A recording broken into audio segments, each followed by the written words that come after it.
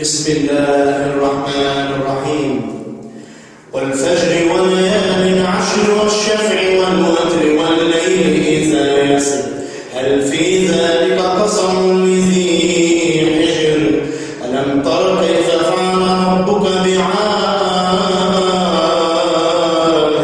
إرم ذات العماد التي لم يخلق مثلها في البلاد وثمود الذين جابوا الصخر بالواد وفرعون ذي الأوتاد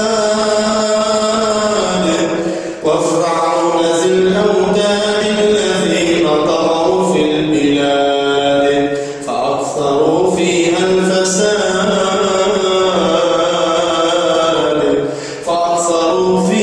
الفساد فصب عليهم ربك صوت عذاب إن ربك لبالمرصاد فأما الإنسان إذا ما ابتلاه ربه فأكرمه ونعمه فيقول ربي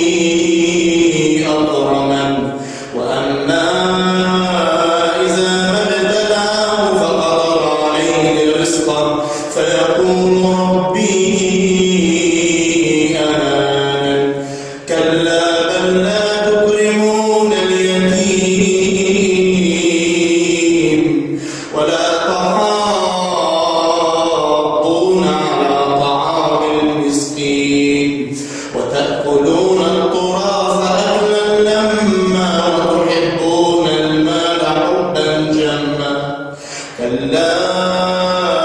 إذا دكت الأرض دكا دكا وجاء ربك والملك صفا صفا جيء يومئذ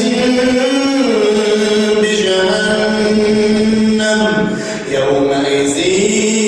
يتذكر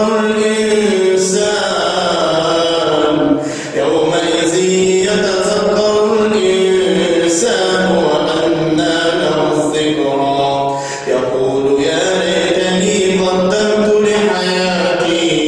فيومئذ لا يعذب عذابه أحد ولا يوثق وثاقه أحد يا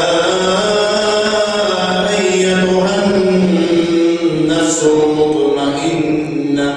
ارجعي إلى ربك راضية مرضية فادخلي في عبادي وادخلي